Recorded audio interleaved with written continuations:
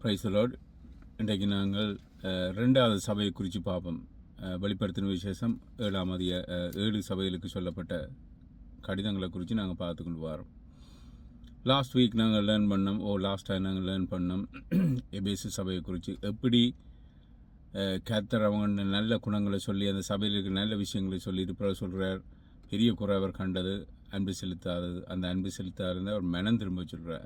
அதுலேருந்து நாங்கள் இன்றைக்கு ஈவன் டிசிசி தெய்வீக கிறிஸ்தவ சபை, அது மாத்திரமில்லை ஆவிக்குரிய சபைன்னு கிளைம் பண்ண அந்த சபைகள் எல்லாம் இன்றைக்கு அப்படியான பிள்ளைகள் விழுந்திருந்தால் திருப்பியும் அந்த ஆதியிலிருந்து அன்புக்கு போக சொல்லி இதன்படி சபையை நாங்கள் திருத்தி கொள்ளணும். அதுக்காண்டி தான் இயேசு கிறிஸ்து இந்த சத்தியங்களை இந்த இடத்துல போட்டிருக்கிறார் வெளிப்படுத்தின விசேஷத்தில்.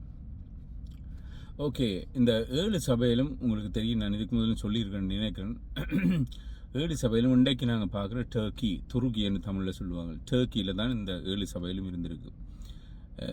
டர்க்கி ஹிஸ்ட்ரி படி பார்த்தீங்கன்னு சொன்னால் முந்தி கிறிஸ்டியன் கண்ட்ரியாக இருந்தது. இப்போ அது முஸ்லீம் கண்ட்ரியாக மாறிட்டுது. யுத்தங்களினாலும் போகிறனாலும் பிறகு அது மாறிட்டுது. ஆனால் அந்த இடத்துல டர்க்கியில் நிறைய ஹிஸ்ட்ரி இருக்குது. அதில் தான் 7 சபையிலும் இருக்குது. So location wise all the churches we study in Revelation, they all in Turkey.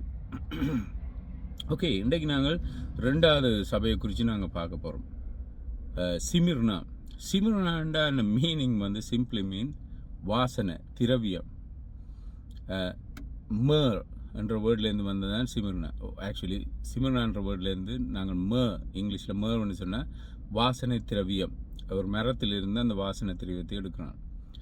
So perhaps அந்த சர்ச்சில் இருக்கிற எல்லாருமே ஒரு நல்ல சாட்சி உள்ள ஆக்களாக இருந்தபடினால அந்த பெயர் வைக்கப்பட்டிருக்கலாம். அவங்களுக்கு தெரியாது. we don't know, I'm guessing. அது பைபிளில் இல்லை. ஏனெண்டா இந்த சபையில் இயேசு கிறிஸ்து ஒரு பிள்ளையும் பிடிக்கல. உங்களுக்கு ஒரு ஹோம்ஒர்க், இன்னொரு சர்ச் இருக்குது, கர்த்தர் பிழை பிடிக்காத இன்னொரு சர்ச் இருக்குது, பிழை இல்லாத. அது உங்களுக்கு ஹோம்ஒர்க். நீங்கள் அதை நீங்கள் வாசித்து நீங்கள் கண்டுபிடிங்க அதை. ஓகே, நான் அதை சொல்ல மாட்டேன். there's another church. ஆனால் இந்த சர்ச்சில் இயேசு கிறிஸ்து ஒரு பிள்ளையும் காணல. Is there a churches like that? I'm not sure. I'm not saying this churches would be perfect or was perfect. ஆனால் there are churches like almost that you cannot find any fault. அப்படியான சபையிலும் இருக்குது. அந்த meaning நான் சொல்ல வரையில் அந்த சபை 100% பெர்ஃபெக்ட்னு நான் சொல்ல வரையில் இயேசு கிறிஸ்து அதை பார்த்து அதில் பிழை பிடிக்காத அளவுக்கு பழுதற்ற சபையாக இருக்குது. அப்படியான சர்ச்சஸ் இருக்க சான்ஸ் இருக்கா? Of course yes. நாங்கள் எப்போவுமே நெகட்டிவாக தான் திங்க் பண்ணுவோம். எல்லா சர்ச்சும் பிள்ளை ஏண்டா இப்போ அப்படி தான் போய்கொண்டிருக்கு. It's true. கூடுதலான சர்ச்சஸ் ரோங்கான வழியில் போய்கொண்டிருக்கு.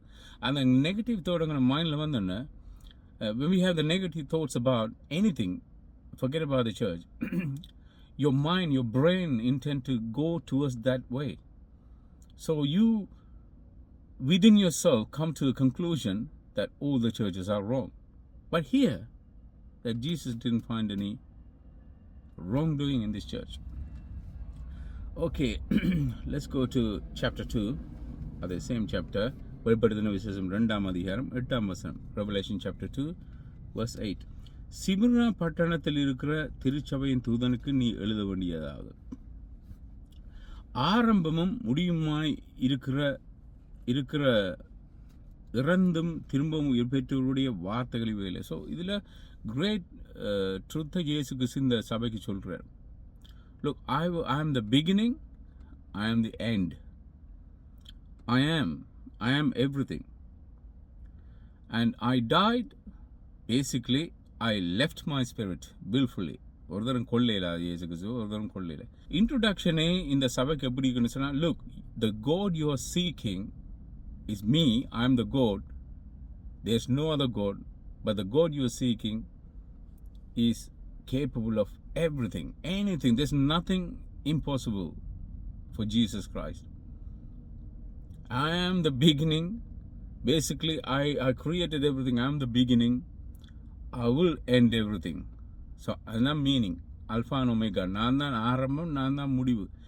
எப்படியெல்லாம் ஸ்டார்ட் பண்ணினோ அதை நான் வடிவாக ஒரு நல்ல ஒரு எண்டிங்காக நான் முடிப்பேன்.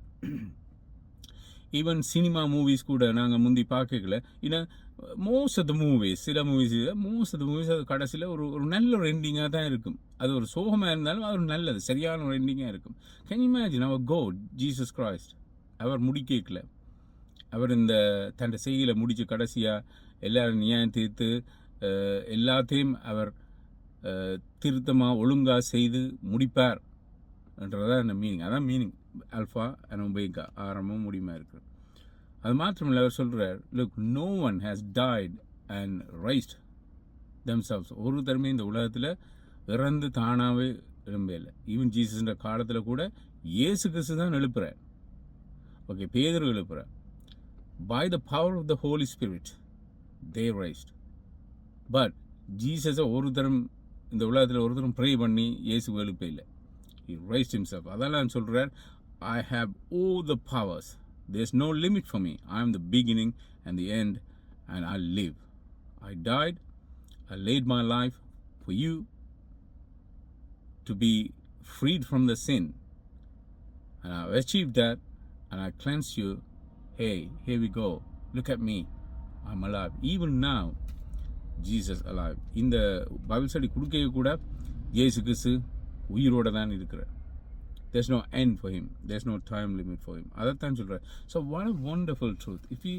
If you chew on it, இதை நீங்கள் இரமித்தீங்கன்னு சொன்னால், திரும்ப நீங்கள் யோசிச்சிங்கன்னு சொன்னால் இந்த சத்தியத்தை, இந்த வசனத்தை, your faith will increase. அதான் இயேசு கிறிஸ்து இந்த சபைக்கு சொல்கிறார். Look, introduction, the God you worship, this is who he is. அவர் ஒரு தரம் ஒன்றுமே செய்யலை. ஒரு தரம், even if they crucified me, I raised again.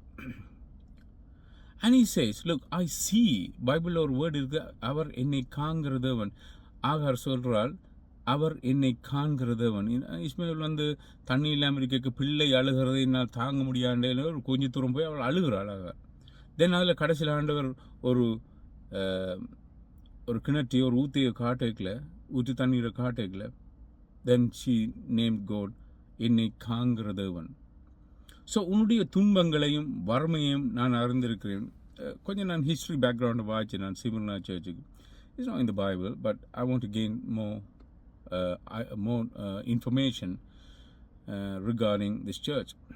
இந்த சர்ச்சின் ஹிஸ்ட்ரி வந்து எப்படி இருக்குன்னு சொன்னால், அந்த டவுன், அந்த ஏரியா வந்து ஃபேமஸ் ஃபார் ட்ரேடிங், வியாபாரம் செய்கிறதுக்கு சரியான ஃபேமஸ். நிறைய பேர் வந்து அந்த இடத்துல வியாபாரம் செய்கிறது. ஆனால் அதே நேரம் இந்த சபையில் இருந்தாக்கள் சரியான போரானாக்கள், சரியான வறுமையானாக்கள். மேபி அதால் தான் அவங்க பரிசுத்தமாக இருக்க வாய்ப்பு இருந்தது. More rich, more money you have, more chance, more temptation. அதெல்லாம் நான் பிள்ளைன்னு சொல்ல வரையில் ரிச்சாக இருக்கக்கூடாது, அது பாவம்னு சொல்ல வரையில் தேர்ஸ் எ சான்ஸ். ஸோ பைபிள் சொல்லுது, இயேசு கிறிஸ்து சொல்கிறார், you are suffering, I know that, I can see that. Just because இன்றைக்கு நாங்கள் எங்களோட சபையிலும் நாங்கள் துன்பப்பட்டாலும், எங்களோட சபையாக்கள் துன்பப்படுத்தினாலும், நாங்கள் சில வேளையில் எங்களோட மைண்டில் சில சந்தேகம் பெறும், இயேசு இதை காண்கிறாரா? ஏன் ஒரு சரியாக நடக்கிற சபை, ஒரு சரியாக நடக்கிற எனக்கு, சரியாக நடக்கிற எனக்கு என்னோட வாழ்க்கையில் துன்பங்கள்? But he doesn't explain. Jesus அதை எக்ஸ்பிளைன் பண்ணுறாரு. But all he's saying, I know. ஒரு விஷயத்தை நான் பைபிள்லேருந்து கற்றுக்கொண்டேன். நீங்கள் ப்ரே பண்ணிக்கல, நீங்கள் உங்களுடைய இதயத்தில் இருக்கிற அந்த வலியை, வலுவை, வேதனையை நீங்கள் ஆண்டவருக்கு தெரியப்படுத்திக்கல, ஆன்சர் சில வேளையில் வராமல் இருக்கலாம். பிகாஸ் இஸ் கோட், அவர் தேவன். He doesn't need to answer you or me. This is not like our brother or cousin you call, and if they don't answer, you get angry. Why didn't you answer? You can't do that.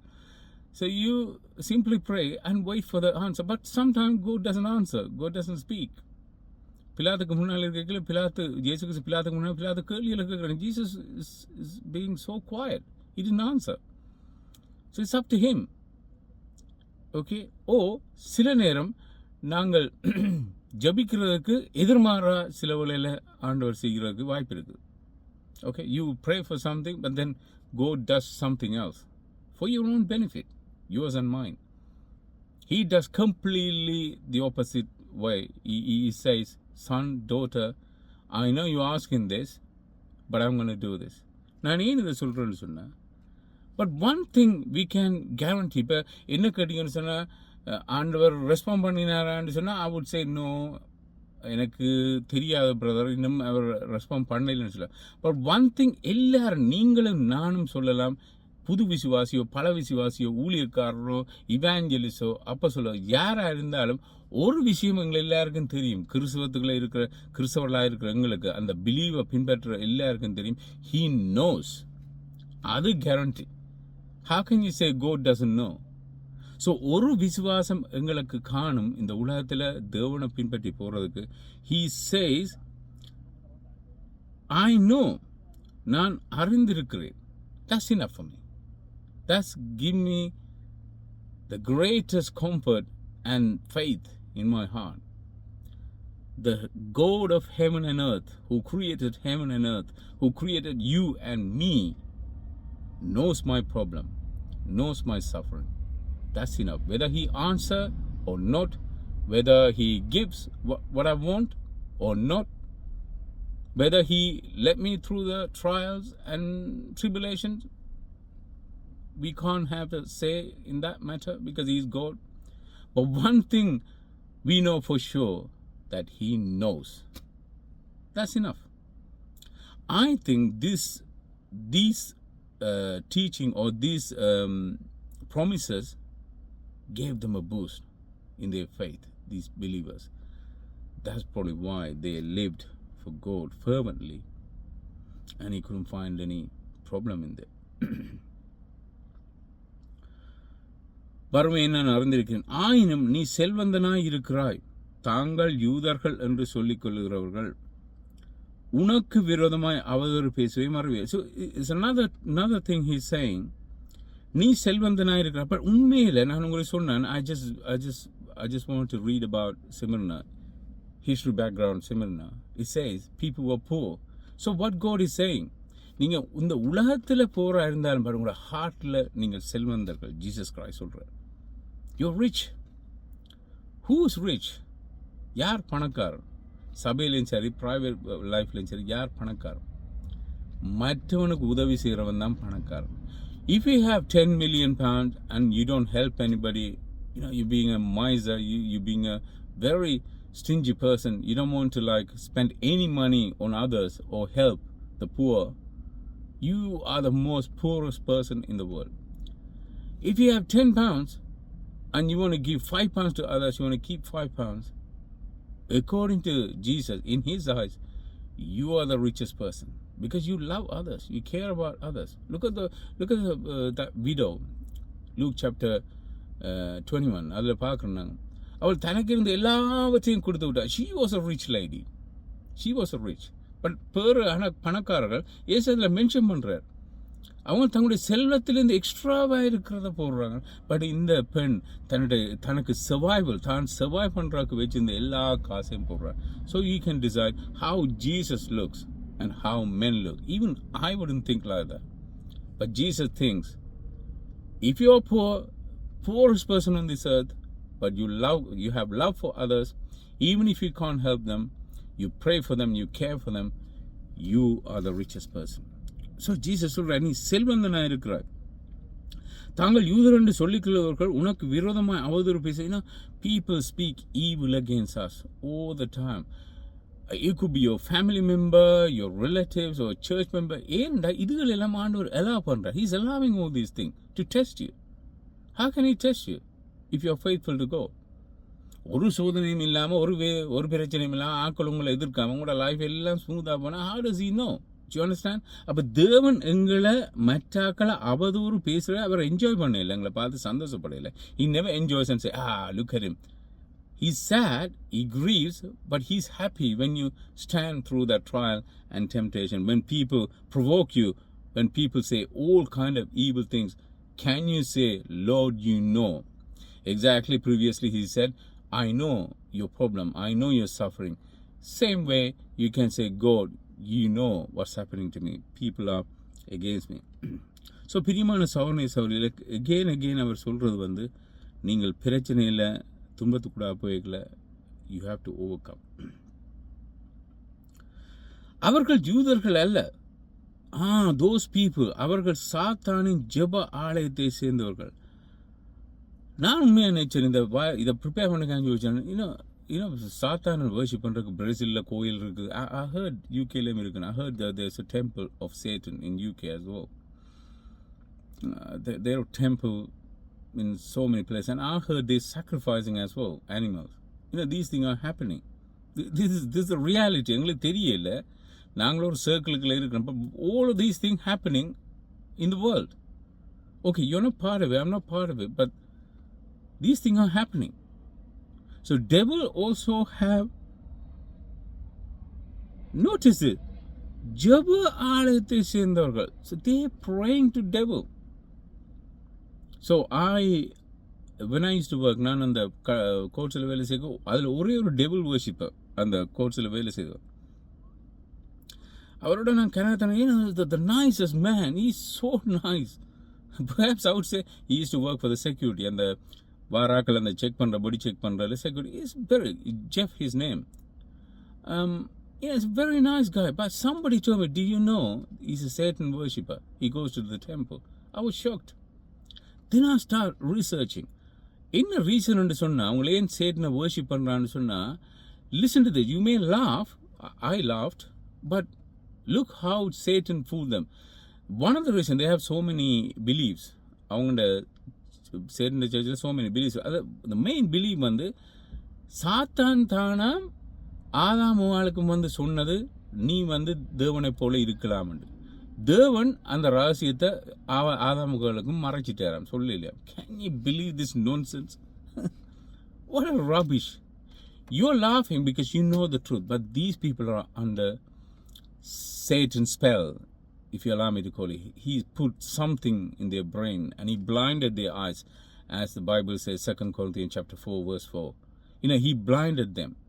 பிசாசு இப்படியான காரியங்களை சொல்லி. So I was shocked when I read this. இது revelation எழுதப்பட்ட காலத்தில் இருந்தாண்டா, I'm not surprised they do it still now. So உங்களுக்கு எதிராக வாராக்கள் சாத்தானால they could have been provoked by Satan and they provoking you. So that's why Jesus said, don't resist the evil. There's a reason. அப்போ இந்த பேசேஜை வாசிக்கல நாங்கள் ஒரு முடிவுக்கு வரோம். இந்த சபை சரியான உபத்திரவத்துக்கு கூட போயிருக்கு. சபைன்னு சொன்னால் சபையில் இருக்கிறார்கள். அது எப்படி நடந்திருக்குமென்று சொன்னால், நடந்திருக்குதுன்ற இதுலேருந்து நாங்கள் ஒரு எவிடன்ஸ், ஒரு அத்தாட்சியை நாங்கள் பார்க்கலாம். ஆண்டவர் சாத்தானுக்கு அனுமதி கொடுக்குறார். அப்போ யாரெல்லாம் பைபிளில் நீங்கள் வாசிக்கல பிசாசுனால் சோதிக்கப்பட்டாங்களோ அவங்கள கர்த்தர் மதிக்கிறார்ன்ற பாருங்க. யோபு பிசாசு போய் சோதிக்கிறான். புதிய பாடலை நாங்கள் பார்க்குறோம், இயேசு கிறிஸ்துவை பிசாசு சோதிக்கிறதுக்கு கர்த்தர் அனுமதி கொடுக்குறார். அப்போ ஏதோ ஒன்று அவங்கள கண்டபடியினால தான் தேவன் அவங்கள சோதிக்கிறார். அப்போ இந்த சபையை கர்த்தர் நேசித்தபடியினால ஆண்டவர் அனுமதிக்கிறார். ஏனெண்டா அடுத்த வசனம் சொல்லுது, உனக்கு வரப்போகிற துன்பத்தை குறித்து பயப்படாதே, ஃபியர் நாட். உன்னை சோதிப்பதற்காக உங்களில் சிலரை பிசாசு சிறையில் போடுவான். அகெயின் பிசாசுடைய தேவாலயம் பிசாசு. ஸோ பிசாசு ஒரு சர்ச்சை உபத்திரப்படுறதுக்கு முடிவெடுக்கிறேன்னு சொன்னால் அந்த மீனிங் அந்த சபை நல்ல பரிசுத்தமான சபை, கர்த்தருக்கு பிரியமான சபை. அதே நேரம் ஆண்டவர் அதை அனுமதிக்கிறான்னு சொன்னால் ஆண்டவரும் அதை பார்க்குறார். எஸ், இது எனக்குரிய மனவாட்டி, என்னுடைய சபைன்னு பார்க்குறார். அப்போ தேவன் இந்த சபையை எடுத்து பாவிக்க விரும்புகிறார். ஆனால் கர்த்தர் சொல்கிறார், there's only one way, நீங்கள் உபத்திரவத்துக்கூட போகணும். நீ 10 நாட்கள் துன்பத்தை அனுபவிப்பாய் என்று நான் உனக்கு சொல்லுகிறேன். மரண தருவாயிலும் கூட உண்மைத்துவம் உள்ளவனாய் இரு, அப்போது நான் உனக்கு வாழ்வின் மகுடத்தை கொடுப்பேன். So there's a reward. ஆண்டவர் சொல்கிறார், நீ எவ்வளவு துன்பத்துக்குள்ளே போனாலும் நீ சோர்ந்து பயப்படாதே. நீ அடுத்தது மரண தருவாய் வரைக்கும் நீ கர்த்தருக்கு உண்மையாக இரு. ஒரு சபைன்றது என்ன நடந்தாலும் எது வந்தாலும் கடைசி வரைக்கும் மரண தருவாயில் வரைக்கும் உண்மையாக இருக்கும். சபையில் இருக்கிறார்கள், கர்த்தருக்கு விசுவாசமாக இருக்கிறார்கள். இதை சீல் பண்ணுறார் இந்த வசனங்களை பரிசுத்த ஆவியானவர். இன்னொன்று நீங்கள் கவனிச்சிங்களோ தெரியாது, ஒவ்வொரு சபைக்கும் ஆண்டவர் மெசேஜை கொடுத்து முடியல. பரிசுத்த ஆவியானவர் verse 7 chapter 2 verse 7 பாருங்க. எபேசு சபையை குறித்து சொல்கிறார். பரிசுத்த ஆவியானவர் திருச்சபைகளுக்கு சொல்வதை காதுள்ளவன் கேட்க கடவன். பிறகு நாங்கள் பார்க்குறோம் சிமிர்னா இந்த முடியைகளை இப்போ நாங்கள் பார்த்த சபை பரிசுத்த ஆவியானவர் திருச்சபைக்கு சொல்வதை காதுள்ளவன் கேட்கட்டும்.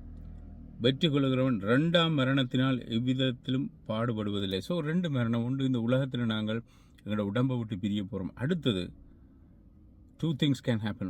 ஒன்று வந்து one thing you will be taken up to heaven and live with God and you will see his face forever. And the other thing is you won't see God's face and you will be condemned and cast into lake of fire and you won't see God's face and that's it, suffering forever. அதால தான் இயேசு கிறிஸ்து சொல்கிறேன், நீ இந்த உலகத்தில் துன்பப்பட்டாங்க பிரச்சனை இல்லை, ஆனால் கர்த்தருக்காண்டி நீ உறுதியாக இருந்தேன்னு சொன்னால் 2வது மரணத்தில் பங்கு கொள்வதில்லை. ஓகே பாருங்கள், பெருக்கம் சமயனுக்கு கொடுத்த மெசேஜ் முடியக்கில் verse 17 பாருங்கள், 17ஆம் வசனம் அதே சாப்டர். பரிசுத்த ஆவியானவர் திருச்சபைக்கு சொல்வதை காதுள்ளவன் கேட்க கடவன். அப்புறம் தியத்தீரா சபையை குறித்து பேசிக்கல பாருங்கள், 29ஆவது வசனம் அதே சாப்டர். பரிசுத்த ஆவியானவர் திருச்சபைகளுக்கு சொல்லுகிறதை காதுள்ளவன் கேட்கட்டும். சரத சபையை சொல்லி முடியக்கல, அவங்களுக்கு அந்த அறிவுறுத்தலை சொல்லக்கல 3ஆம் அதிகாரம் 6ஆம் வசனம். பரிசுத்த ஆவியானவர் திருச்சபைகளுக்கு சொல்வதை காதுள்ளவன் கேட்க கடவன். பிலதெல்பியாவுக்கு சொல்லி முடிக்கல 13ஆம் வசனம்.